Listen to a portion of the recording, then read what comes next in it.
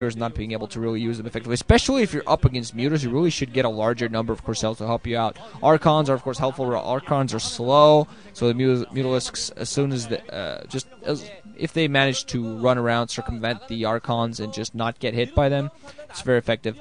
So Archons do have weapons 1, though, so they are going to be effective against pretty much anything that ZerO has, but Mutalisk again going right inside of Pure's base, doing some economic damage. I hope Pure doesn't run with his force back. He is going to go for his lower left-hand base. Does have Corsairs alongside Zealots and Archons to support. One single sunken colony, not much in the way of force. Does some Hydras there, but I'm going to see what they actually effective with the Zerg down, just funneling in, trying to defend Zealots, blocking him. A lot of Corsairs in the air. Hydras moving in very soon, so the Archons are going to have to be forced to engage. No Dark Templar critically. Drones actually fighting the Zealots off before they can take on the sunken colony. Zealots and Archons defending, engaging the Hydras. Drones defending the sunken colony with their lives. Sunken colony stays up. Oh my god, look at that beautiful micromanager there by ZerO. Pulled his drones out the light, sacrificed a couple, but that pretty much is going to help against this attack. One Dark Templar on the field, but those Dark Templars should have been there much, much sooner. One of the second colony is going to go down. The second one might, is indeed going to go down. There is one single Dark Templar that's going to help at least a little bit before Overlords pop in. But Overlord's speed now up for 0, so he's going to run this Override inside. This Dark Templar is doomed. It either dies or, runs for his life with its tail between its legs, which is not very much, not very much like what Protoss would do with their, warrior ethos, with their warrior culture. Well, I feel at least, though, that they have a bit of a warrior culture, kind of inspired by many different things. I hear, actually, the greatest inspiration for the Protoss race were the Eldar from Warhammer 40,000. Pretty much that most of StarCraft is inspired by Warhammer and the Aliens movies. Pretty much.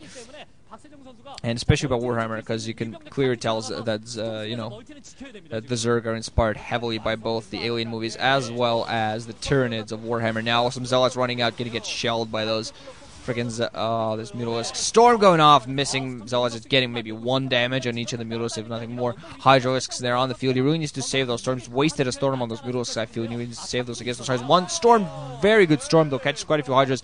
Night Microwave perfectly there by ZerO. But now Archon's coming in. One Archon losing his life. More High Templar morphing into Archon Zealots are going to be able to clean this up, and one Archon, and alongside, of course, there that loses its life is actually going to force these Mutalisks back, but Mutalisks being very persistent, and third base does come up for Pure. He's going to put up his gas there as well. ZerO still only at 3, but I find that he should be expanding soon as well.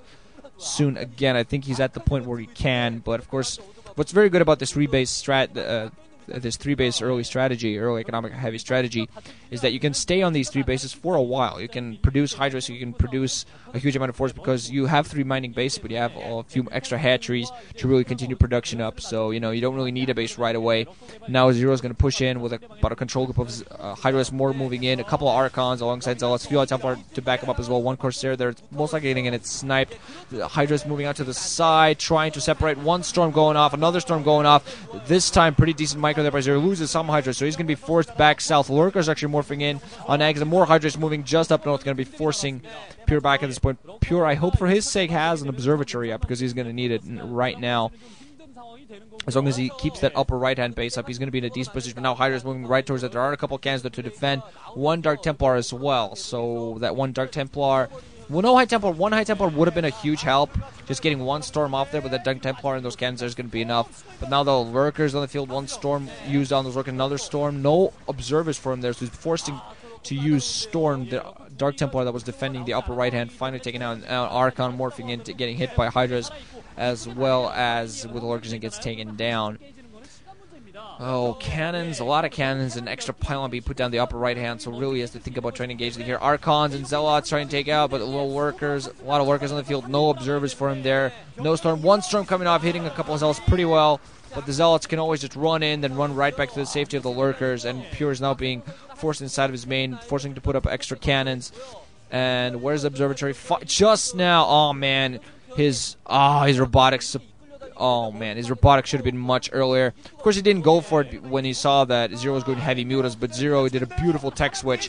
Beautiful tech switch. Now going to go with Hydras and Lurkers right at this upper right, and sent several Hydras first, a small group, just to take out some cannons. Now all these cannons are going to go down, and the Lurkers and Hydras are going to be able to do a lot of damage. Pure has sent a contingent of Zealots down to the lower left, most likely to try to do some damage there, but now he's going to lose his upper right hand. He's going to lose a lot of probes. He really needs to try to prevent from that happening, but never mind. So Pure loses a base, and I don't think he's going to be able to accomplish too much against this new base here. There is one single colony, and ZerO can just... This base is so defendable. Just look at this. 2 hatcheries alongside that evolution chamber just completely protect the sunken, as well as the forces just behind and the drones. Zealots are not able to penetrate properly. The drones will just block everything. But beautiful play so far by ZerO, dominating completely now. He just has to build up a large number. Still has a few middles down the field. Really, Pure did not spot... I feel that Pure did not spot the tech switch. The ZerO still has mules in there, but he's not really producing many of them anymore, just getting lurkers and hunters. But I really feel Pure should have spotted the tech switch, and because he did not have overlords ready in... observers ready in time, and that might have just lost him the game right there. He played pretty well up to that point. Wasn't too successful in harassing the lower left hand, but was preventing the attacks for his upper right and his natural pretty well, despite losing some forces.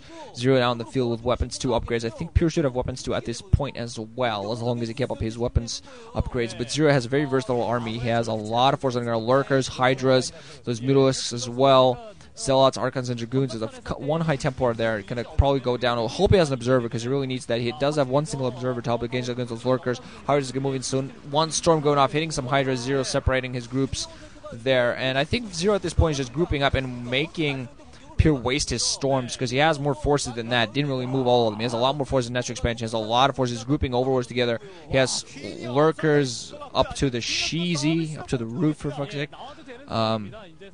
Wow. I don't know why I said the word cheesy. I have no idea what it means, and I'm definitely sure I didn't use it in the correct context. Suffice to say, there's a lot of force. Pure actually trying to take his mineral only just outside his natural expansion, possibly thinking that, shorter resupply route, most likely easier to defend.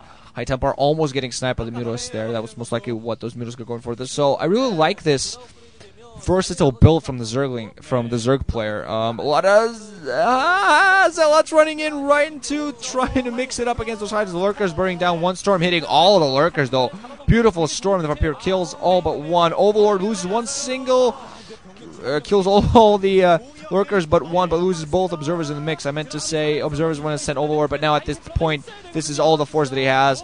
Oh, look at all those Hydras funneling in like crazy. Mutalisks flying in. All those Dragoons being microed very well by Pure. But at this point, can't really do much. 2 cannons alongside the Nexus at this base. Canceling both those cannons just so they morph in. Not going to be forced to cancel the Nexus as well. And horrible position. Probably wishing he had taken the upper right hand yet again. Only if Dragoons... Yeah, never mind. GG coming in from Pure. Had only a couple of High Templar and Dragoons to defend. And that's not really something you want to do. So yeah, I am going to be having to put up a goddamn anti-spoiler. ZerO bowing. Really, I like the player for that. ZerO's always been a guy that when he wins, he bows to the crowd. So yeah, that's, it's a little bit of respect. It's nice to give some respect to your fans and viewers. Some news for you guys. I did Boxer versus Anytime with Diggity and Clazart on Vile Attack for the Heritage Tournament. So that was awesome. Go watch that. Later, guys. Ranching out. Thanks for listening.